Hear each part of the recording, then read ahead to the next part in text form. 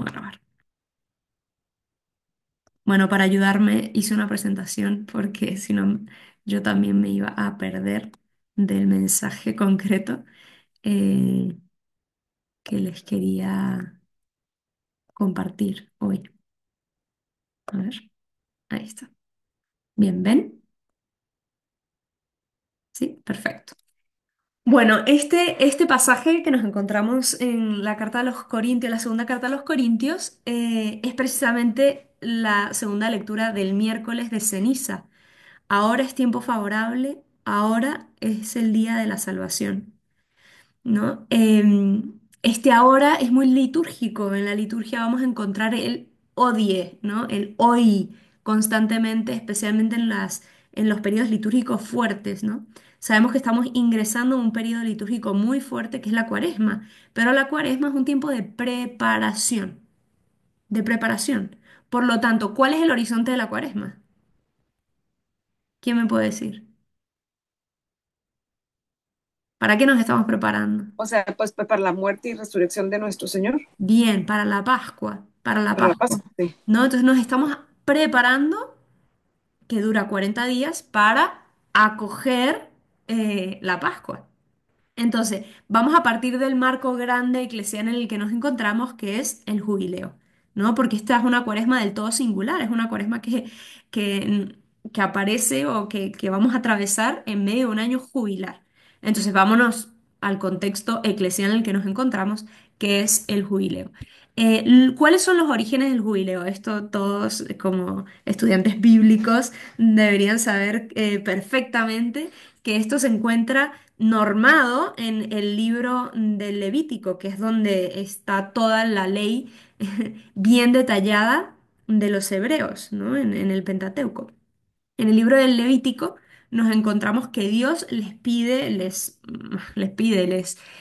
manda a los israelitas tener un año santo. ¿Cuál es ese año santo? Y aquí dice, ¿no?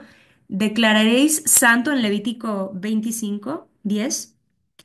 Declararéis santo el año 50 y promulgaréis por el país liberación para todos sus habitantes. Será para vosotros un jubileo. Cada uno recobrará su propiedad y retornará a su familia. ¿Por qué está diciendo esto? Pues recuérdense que cuando el pueblo de Israel llega a la tierra prometida, se les asigna a cada uno un trozo de tierra, ¿no? A cada tribu se les asigna un trozo de tierra. Y ese era, digamos, todo su patrimonio. Pues resulta que nosotros no somos muy familiarizados con este tema, pero cuando en una cosecha te iba mal, pues no podías comer. Se te jugaba la vida. Entonces, cuando una cosecha te iba mal, ¿qué tenías que hacer? Negociar, ¿no? Pedirle al otro que sí le había ido bien para que te diera a ti alimento. ¿Y qué podías vender tú? Pues lo que tenías, que era el terreno. Entonces ellos vendían trozos de su terreno, pero incluso a veces llegaban a vender a ellos mismos. Entonces no solo entregaban parte de su terreno, sino que incluso se vendían como esclavos. Por eso los esclavos, digamos, en Israel eran a veces hermanos, o sea, era gente entre ellos mismos que se habían endeudado y que terminaban trabajando para los otros, ¿no? Entonces, por eso dice que a los 50 años, ¿no? 7 veces 7, que son cada año sabático, 7 años sabáticos, digamos, em, cada uno recobrará su propiedad. Era como un volver a las condiciones originales. Era la oportunidad que Dios daba a cada uno de volver a su condición originaria y a la libertad, a ya no ser esclavo, ¿no? Esto obviamente se daba a abusos, porque la gente que sabía que faltaba poco para el año jubilar, quizás terminaba, no sé, vendiendo grandes cosas porque al final, y beneficiándose, porque al final le iba a ser retornado todo, ¿no? El año 50 será para vosotros año jubilar. No sembraréis, es decir, el año jubilar era un año de descanso. No segaréis los rebrotes, ni vendimiaréis las cepas no cultivadas. A veces el año jubilar nos los imaginamos como un año de excesivo trabajo interior para purificarnos y convertirnos. Sí, pero es un año de descanso en el Señor. Porque es el año jubilar que será sagrado para vosotros. Sagrado, un año sagrado. Por eso se le llama el año santo. Comeréis lo que den vuestros campos por sí mismos, ¿no? sin que ustedes los tengan que cultivar lo que dé el campo. También entonces era la gratitud de recibir de la providencia lo que la providencia daba. En este año jubilar, cada uno recobrará su propiedad. Entonces vemos que el jubileo tiene raíces profundas que se remontan al Antiguo Testamento. Ya saben, vimos aquí que cada 50 años se proclamaba un tiempo especial de libertad y reconciliación, durante el cual, ¿qué se hacían? Se perdonaban las deudas, se liberaban los esclavos, se devolvían la tierra a sus propietarios. Y ese año santo, ¿por qué? Aquí lo vemos, pero especialmente porque es un tiempo en el que se experimenta la santidad de Dios que transforma. Era un año de especial cercanía de Dios. ¿Qué pasa? Recuérdense que en la antigüedad el territorio, el terreno, era una estabilidad, porque recuérdense que esta gente era nómada. Era nómada. El tener un terreno hablaba de una estabilidad. En caso contrario, alguien que no tuviese terreno era una persona que quedaba reducido al estatuto de extranjero o de refugiado. Este estatuto, a lo sumo, era tolerado, pero en el peor de los casos era una persona explotada o rechazada. Entonces, recuérdense que Israel viene saliendo de la esclavitud de Egipto y recibe la promesa de una nueva tierra. Para el pueblo de Dios, la tierra es objeto de esperanza. Incluso cuando sufren el exilio de Babilonia, la esperanza es regresar a la tierra. Recuérdense que una de las bienaventuranzas es los que heredarán la tierra. Esta tierra significaba estabilidad, significaba seguridad. Y en el fondo, la raíz propia de la tierra es Dios mismo, porque ¿quién es el único que puede dar seguridad, estabilidad? Ahora, ese don de la tierra, y lo hemos visto nosotros durante toda la historia de la salvación, estaba condicionado por la fidelidad a la alianza. La fidelidad a la alianza. O sea, no era un don, era un don gratuito, pero como don, para que un don llegue a ser don, ¿qué tiene que pasar? ¿Quién me puede decir? Para que un don, si yo quiero regalar algo, ¿cómo hago para que eso sea un don verdadero? ¿Qué tiene que Pues suceder? con el que haya una llenura y una visita al Espíritu Santo, ¿Cómo? que sea el Espíritu Santo quien nos dé ese don. Sí, pero todavía estamos hablando en términos más humanos, ¿no? O sea, qué se necesita para que algo realmente llegue a ser don? O sea, si yo les quiero regalar a ustedes algo, ¿no? Tenerlo, Primero tenerlo, claro. Y lo segundo, ¿que claro, ustedes qué? ¿Que ustedes qué? Algo muy quererlo evidente. recibir, Que lo recibas, parece muy evidente, claro, ¿no? Ni siquiera lo quererlo pensamos. recibir, Pero ajá, si no lo recibimos, el don no es don, es desperdicio, cae en en desperdicio. en el vacío, claro, Exactamente. Entonces, el don de la tierra estaba condicionado por la fidelidad a la alianza. Esa fidelidad a la alianza es la receptividad, es el acoger. Entonces, ¿cuál es el significado espiritual del jubileo? ¿No? ¿Cuál es el significado que ahora le podemos dar? Porque nosotros decimos, bueno, pero ahora ya yo no tengo una propiedad, o si la tengo, pues no es como que voy a regresar a la situación originaria, ¿no? En el corazón del jubileo está el concepto de la indulgencia plenaria, que lo vimos la otra vez, que representa la remisión total de los pecados, es decir, de nuestras deudas. En algunas traducciones el Padre Nuestro dice, ¿no? Perdona nuestras deudas. Estas deudas de esta tierra, ¿no? Esta analogía.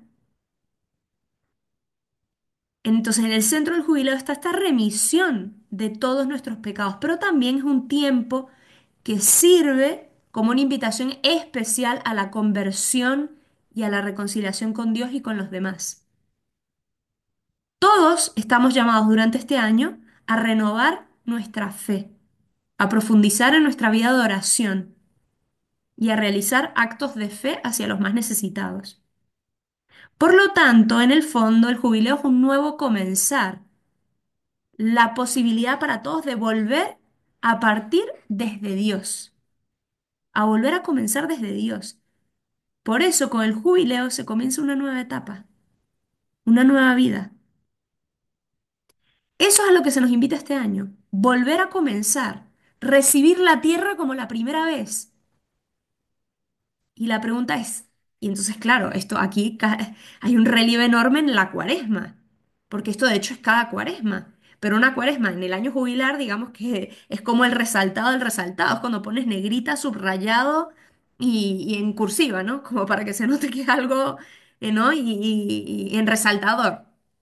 Bueno, una cuaresma jubilar es remarcar todos estos puntos que ya hemos dicho. Ahora la pregunta es, y es una pregunta que nos podemos ir haciendo durante la cuaresma, ¿llevo en mí un deseo sincero de volver a comenzar? Pero es que ya yo tengo 60, yo que ya yo voy de bajada, yo voy de regreso, yo que voy a estar volviendo a comenzar. Jesús, recuérdense aquí, en su diálogo con Nicodemo, que está en Juan 3, le dice, tenéis que nacer de nuevo. En el original griego, esta frase significa, este nacer de nuevo, nosotros lo leemos a nacer de nuevo, pero en el griego, este verbo significa experimentar un cambio completo, desde la forma en que uno vive a la vida que se debería vivir, a la verdadera vida, a la que realmente estoy llamado.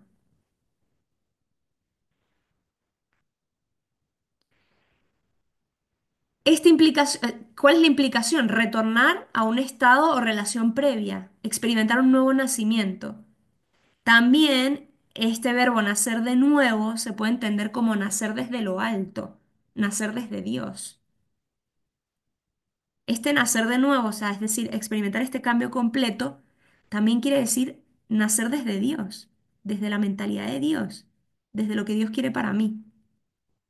Jesús nos quiere elevar al orden de la fe. Recuerden que Nicodemo dice que me meto de nuevo en el vientre de mi madre o cómo funciona esto, cómo nacemos de nuevo. Y Jesús está haciendo este diálogo para elevar al orden de la fe. Ubican la imagen de una semilla.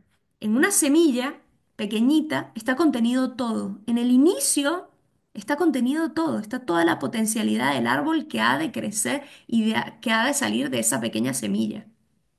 Por eso es importante volver al inicio, porque en el inicio está esa semilla en la cual está contenido el todo.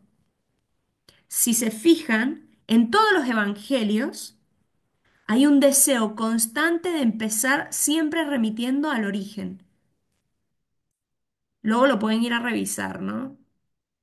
En Marcos, al inicio de Marcos dice comienzo, comienzo de la vida, ¿no? De Jesús. En Lucas, no en el primer versículo, pero en el tercero del primer capítulo dice desde el principio. Mateo dice el libro del origen de Jesucristo. Y ni se diga Juan, en el principio. Hay algo que ocurre en el origen, hay algo que ocurre en el principio que está contenido todo, a modo de semilla.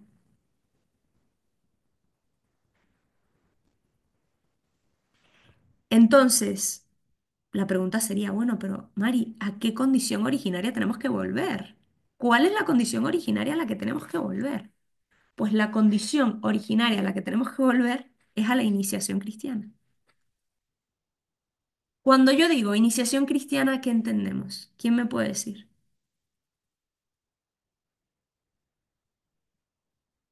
Pues tenemos que volver a los orígenes de cuando los apóstoles estaban, este, pues, dando la buena nueva, ¿no? Es a la nueva evangelización, digamos, ¿no? Bien, pero O eso sea, en tu seguir vida y hablar de concreta, de lo- eso en tu vida concreta, ¿cuándo fue? ¿En el bautizo? Bien. La iniciación cristiana no es solo el bautismo. En los inicios, la iniciación cristiana, en los inicios y hoy, cuando alguien se hace cristiano ya adulto, ¿qué pasa? ¿Quién me puede decir? ¿Qué ocurre en la celebración? ¿Solo recibe el bautismo? No, recibe todo, el bautismo, la la confirmación y luz, la comunión. Perfecto. ¿Qué es ese todo? ¿Cómo se llama eso? El querigma de la iglesia, Los sacramentos de... co- así son, los sacramentos, De iniciación. Los Sus sacramentos de sacramentos de iniciación en la iniciación vida cristiana. cristiana. Los sacramentos de ok, iniciación sí. cristiana. Recuérdense que tenemos 7 sacramentos y los podemos dividir en 3 grandes bloques. Uno de los bloques son los sacramentos de iniciación cristiana, que son... el bautismo, Ujú, la confirmación, la bien, comunión, perfecto, ya está. Son esos tres. esos tres. Luego Ujú. están los sacramentos de servicio. ¿Cuáles son los sacramentos de servicio? Atentos aquí, ¿eh? Sacerdote, Bien. la ¿Y? ordenación, los diáconos, No, esto todo entra ahí. La no, los ordenación. sacerdotes, servicio, Matrimonio, Matrimonio. matrimonio. Ujú. Matrimonio. El sacramento del matrimonio es un sacramento de Y, servicio. y el de la ordenación. Exacto, el orden sacerdotal y el matrimonio. Esos dos. son Ujú. dos, o sea, ¿cuántos? Pero son, dijiste que son tres o son dos. Son dos. Tres bloques. Tres El bloques primer grandes de bloque los es siete de sacramentos. tres: Uno, iniciación cristiana, que son 3 sacramentos. El bautismo, confirmación y y comunión. Eucaristía. Exacto. Ajá. Luego, dos de servicio, que son Ordenación matrimonio y y orden matrimonio. sacerdotal. Y Ujú. dos de curación, de sanación. ¿Cuáles Unción son? de los enfermos, Y, la unción de los enfermos y Sacramento de la la extrema. confesión. y la penitencia, Ojos. exactamente, Ah, la ok. Ok. penitencia. Penitencia. Índice de derechos. Entonces, cuando hablamos de iniciación cristiana, estamos hablando de estos 3 sacramentos. Pero ¿qué pasa? En nuestra mentalidad, estos 3 sacramentos son como un trámite, prácticamente. Son un trámite. Porque, pues sí, bueno, un poquito una charlita de los papás que reciben una charla y, bueno, y al poco le echan el agua en los hijos y un poco ya casi lo hacemos por tradición. Y por tradición, no con T mayúscula, porque hemos recibido el caudal de la tradición del magisterio, sino por ¿Qué una, necesito? por costumbre, ¿no? Nos puede venir aquí a colación un ejemplo que es una analogía muy pobre y muy incompleta de un experimento que se hizo con 5 monos en una jaula y una escalera. Y había unos plátanos arriba. ¿Se conocen ese experimento? Están cinco No, monos en una jaula, está una escalera y arriba del todo de la escalera hay unos plátanos, ¿no? ¿Qué pasa? Que los monos, obviamente, a la primera que van a hacer y se suben por la escalera para coger los plátanos. Pero en el momento en que uno de los monos se sube por la escalera para coger los plátanos, los demás monos, los 4 de abajo, les tiran un chorro de agua fría. Cosa siguiente pasa que vuelven a intentarlo y vuelven a hacer lo mismo, solo mojando a los monos que se quedan abajo. ¿Qué pasa? Que al tercer o cuarto intento de un mono subiéndose, antes de que se empiecen a subir, le agarran a golpes, a palazos al mono ese que se está subiendo a la escalera. No vaya a ser que nos caigan aquí a agua fría a todos. Entonces hay como un pacto generalizado entre los monos de que nadie se sube al plátano. Ahí está el plátano, pero nadie se sube. Agarran y cambian a un mono y meten a un mono nuevo y están los otros antiguos. Ese mono nuevo no conoce las reglas del asunto y trata de hacer lo mismo. Y antes siquiera de que lleguen a tomar los plátanos o antes siquiera que lleguen a mojar a los monos de abajo, le caen a golpes, ¿no? Y pues el mono obviamente no entiende, pero el punto es que no lo vuelve a intentar. Y así de a poco van cambiando a todos los monos antiguos y dejan a puros monos nuevos. El punto es que los monos nuevos nunca han experimentado el castigo del agua, pero a la primera que uno intenta subir, ¿qué hacen los demás? Le caen a palos, lo maltratan. Curiosamente, estos monos simplemente están viviendo bajo la tradición, pero no entienden por qué lo hacen. No nos vaya a pasar así nosotros con los sacramentos. Perdónenme la comparación, porque no aquí uno hay un castigo, pero a veces sí, ¿no? Tienes que ir a misa. ¿Por qué? Pues si no te vas a condenar. O sea, no tengo ni idea, ¿no? No tengo ni idea por qué, ni qué hacemos, no tengo ni idea por qué, pero tú por si acaso bautízalo. Por si acaso, ¿no? No vaya a ser que nos caiga un rayo y nos vayamos todos al infierno. Entonces no entendemos por qué hacemos las cosas, pero las terminamos haciendo. ¿Qué pasa? En la antigüedad, la gente no se podía bautizar de pequeña. La gente generalmente, los primeros cristianos se convirtieron grandes, ya adultos, y se tenían que atravesar una preparación exhaustiva. ¿Para qué? Para prepararse para la recepción de los sacramentos, de modo que la recepción de los sacramentos era un momento en donde la fuerza de esos sacramentos se podían desplegar, porque ellos ya tenían toda una preparación previa en donde esa semilla caía en terreno fértil. Esto no quiero decir de ninguna manera que no apoyamos el bautismo de niños, pero comprometiéndonos con formar cristianamente a esa criatura, porque si no es un regalo que le dimos y luego lo metimos arriba y eso nunca se desenvolvió. Es un regalo que está ahí guardado. O es un perfume que nunca se abrió. Nadie ha olido esa fragancia, se guardó. Ahí está, por si acaso. Pero no se está... Entonces, ¿qué queremos hacer durante esta cuaresma? Queremos... Aquí, ¿quién se bautizó de mayor? ¿Quién hizo toda una preparación exhaustiva para ser cristiano? ¿Alguien? Nadie. Pues no tenemos a ningún catecúmeno, a ninguna persona que haya sido catecúmeno ya grande, ¿verdad? Entonces, ¿qué queremos hacer? La propuesta es esta, es actualizar y desplegar la virtualidad de los sacramentos de iniciación, de modo que podamos hacer una renovación profunda de nuestra identidad como cristianos. Queremos volver a comenzar. Queremos recibir la tierra desde el inicio, como la primera vez. Ahora, esta dinámica ocurre en dos niveles. Un nivel, el primordial, que parte de aquí de esta actitud que nos muestra el libro de las Lamentaciones, que dice tal cual, haznos volver a ti y volveremos.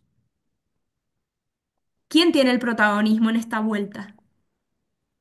¿Quién es el protagonista? Pues Dios, ¿no? Dios, El haznos Señor, volver a ti. O claro. sea, yo quiero volver a ti, pero solo si tú me puedes hacer volver, ¿no? Y pegar Si una volvemos a Dios, empujadita, ¿perdón? pegar una empujadita. Más que Empújanos para empujada, no, volver no a es ti, no. empujadita, es empujadita y sostenidita todo el camino. Sí, todo No, el tiempo. sí. Entonces, si volvemos a Dios es porque Él mismo nos hace volver. Ahora, siempre partimos de la primacía de la gracia, siempre. De un Dios que nos busca, que nos inquieta, que nos... Pero esa primacía tenemos que acogerla. Tiene que haber una receptividad y por eso en la misma escritura, leída en una unidad, podemos leer en Zacarías, en palabras de Dios, volveos a mí y yo me volveré a vosotros, como si el protagonismo fuese del hombre. Y no, no quiere decir esto. Siempre el orden es primero Lamentaciones, luego Zacarías. Entiéndanme el contenido. No, no, no el libro que uno adelante de otro, sino la idea. Primero siempre haznos volver a ti y volveremos, pero yo también tengo que responder. Tenemos que dar el paso de la libertad. Sin la gracia no es posible que la libertad se mueva, pero al mismo tiempo la gracia necesita nuestra respuesta.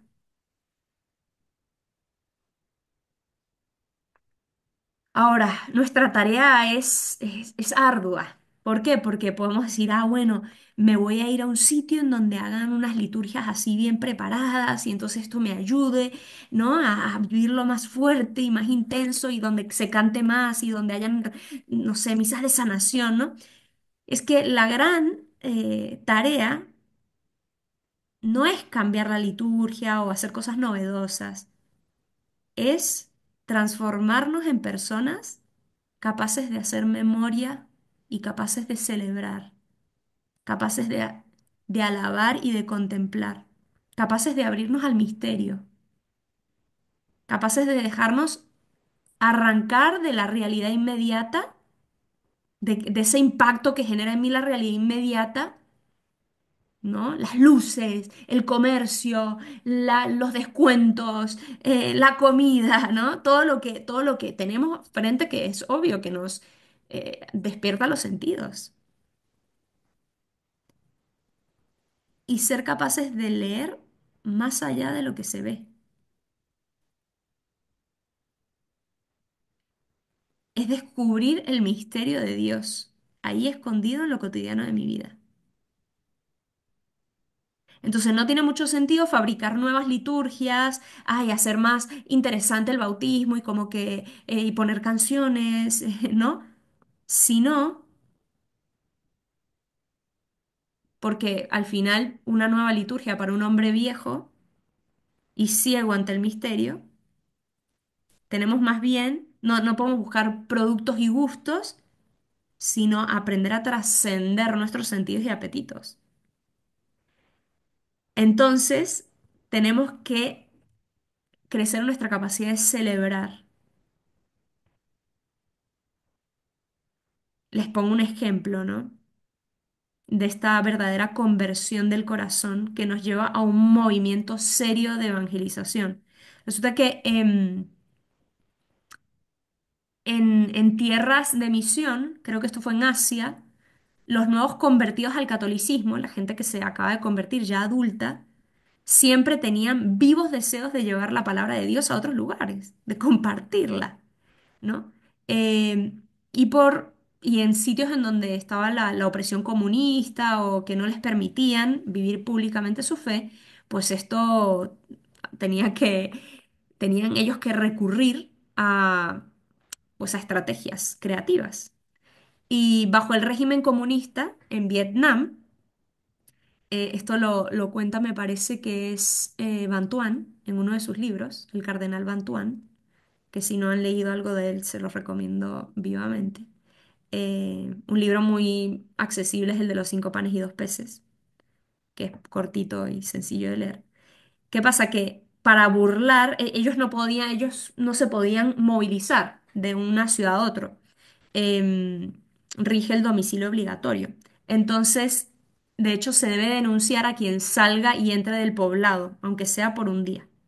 Entonces, ¿qué hacían? Para burlar estas prohibiciones, se organizaban peleas ficticias entre familias y se señalaba como responsables de los desórdenes a algunas familias, con lo que suponía esto de riesgo que los llevaran a un campo de concentración o los maltrataran, para los cuales se les pedía que fueran alejados de la comunidad. Y entonces estas familias eran llevadas a otros pueblos y eran ellas las responsables de llevar el evangelio a otras comunidades, ¿no? Entonces hacían todo esto para poder llevar la evangelización a otros pueblos, ¿no? Entonces, esta es la creatividad, ¿no? De una persona realmente movida por el evangelio que busca cualquier forma, ¿no? Entonces, para hacer esta renovación, mi propuesta es, les voy a explicar o adentrarles, ya que ninguno de aquí tuvimos la oportunidad de hacer un proceso de catecumenado. El proceso de catecumenado, el catecúmeno, es aquel que se está preparando para bautizarse, todavía no está bautizado y se está preparando para bautizarse. Y esto es en la iglesia antigua, en esta iglesia, o sea, se sigue llamando catecúmeno a esta persona. Una persona adulta se supone que se tiene que preparar. En la antigüedad se preparaban por 2, 3 años. En la actualidad depende de la parroquia, pero probablemente también. Y en un mismo momento reciben toda la iniciación cristiana, es decir, los 3 sacramentos. En este orden, en el bautismo, primero, luego la confirmación y por último el sacramento cumbre, que es la comunión. Entonces, bueno, les voy a explicar brevemente para que podamos tener algunos puntos de, bueno, en qué áreas podríamos hacer como una renovación de nuestra iniciación cristiana durante esta cuaresma, ¿no? Entonces, el itinerario catecumenal, estos que se iban preparando para recibir el sacramento, los sacramentos de iniciación, eh, primero bueno, pregunta de conocimiento. Los catecúmenos son los que se están preparando. ¿Quiénes son los neófitos? ¿Alguien sabe a quién se les llaman los neófitos? Los que no saben nada. No, Los que no conocen nada de Dios. no les suena nada de que rezamos por esto después de Pascua. en la Pascua, mejor dicho. Durante el tiempo pascual rezamos por los neófitos. ¿Quiénes son los neófitos? Los recién convertidos, los Los que recién están haciendo su bautizados. primer proceso de bautismo, Los recién bautizados. los Los recién recién bautizados bautizados. que se bautizan en la vigilia pascual. Ujú. Entonces, nosotros como iglesia, sea que en mi parroquia recibamos, en la vigilia pascual, recibamos nuevos cristianos o no, en la iglesia universal, en la vigilia pascual, se reciben nuevos cristianos. Y durante toda la Pascua celebramos con estos neófitos porque nosotros también hemos nacido de nuevo. Todos los cristianos renovamos nuestro nacimiento en la fe el día de la Pascua, el día Ujú. de la vigilia pascual, ¿no? Ahora, este itinerario catecumenal, esta preparación, que yo, más que preparación, porque obviamente aquí todos somos bautizados, esta renovación de nuestra iniciación cristiana es de naturaleza teologal. ¿Qué significa esta? Significa esto, que la primacía, el protagonismo lo tiene Dios mismo.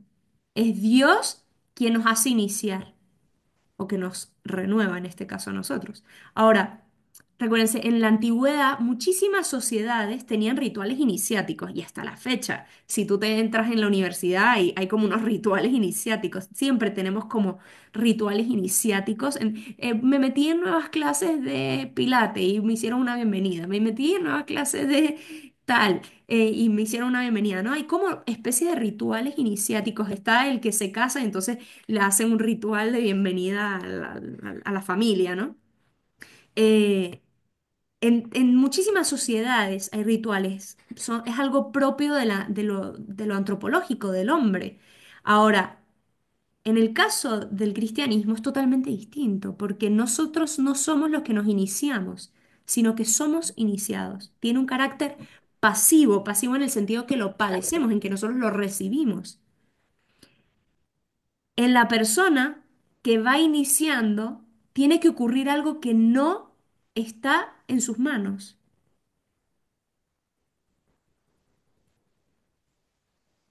Estamos en manos de Dios. Ahora, Dios que lo hace a través de una mediación eclesial. Dios utiliza a la iglesia para iniciarnos, pero en realidad somos iniciados por Dios mismo. Por eso se dice que tiene un carácter teologal. La mediación de la madre iglesia es solo eso, es solo una mediación. Entonces, porque solo Dios puede hacer que nosotros renazcamos del agua y del bautismo, y del agua y del espíritu. Solo Él puede comunicar la vida eterna. Solo Él.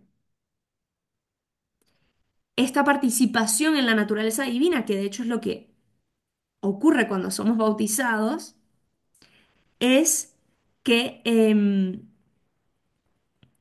tiene como una cierta analogía con el origen de nuestra vida, con el crecimiento y con el sustento de la vida. El origen, el bautismo. Estos dones que recibimos se fortalecen en la confirmación, el crecimiento.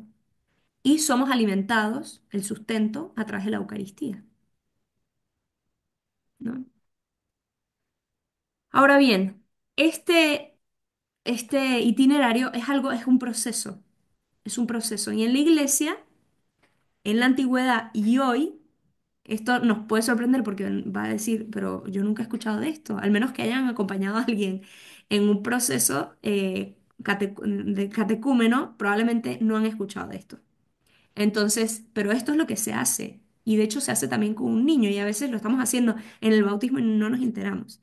Entonces, este es el proceso, este es el itinerario. Si se dan cuenta, lo que está en rojo son las etapas. Son, digamos, los tiempos, se llaman tiempos, que son procesos, algo que tiene un tiempo que dura, tiene un inicio y un fin. Y luego vienen los grados son las flechitas que van hacia adentro, ¿no? Que van hacia abajo. Entonces tenemos que todo el itinerario catecumenal tiene 4 tiempos y 3 grados. Los grados son cómo pasamos de un tiempo a otro, que es a través de un rito. Si los tiempos duran desde un inicio a un final un cierto tiempo, los grados es en un momento puntual. Entonces, ¿qué es lo primero que un cristiano, una persona que de hecho no es cristiana todavía, hace? Pues primero conoce a Cristo de alguna manera a través de un testigo y empieza a sentirse simpatía por Jesús y lo quiere conocer más. Y ahí empieza un proceso de precatecumenado. ¿Qué se hace en este precatecumenado? Se empiezan a tener catequesis querigmáticas. ¿Qué son catequesis querigmáticas? Es leer el Evangelio y ver cómo el Evangelio me ilumina mi propia vida. Es darme cuenta si este Evangelio que estoy leyendo me dice algo a mí de mi existencia, de mi condición de vida hoy. Estos deseos que tengo de que alguien me acepte, que me quiera, que me reconozca mi trabajo, que me aplaude, que me mire. Este deseo que yo tengo de ser reconocido. ¿El Evangelio tiene algo que decirme? Un Dios que es cercano, que me mira, que me toma en cuenta, que reconoce todos mis méritos, que los aplaude. Bueno, vamos a ponerle pausa antes que esto se corte así nada más. Nos volvemos a meter en este mismo link, ¿vale? Se va a cerrar.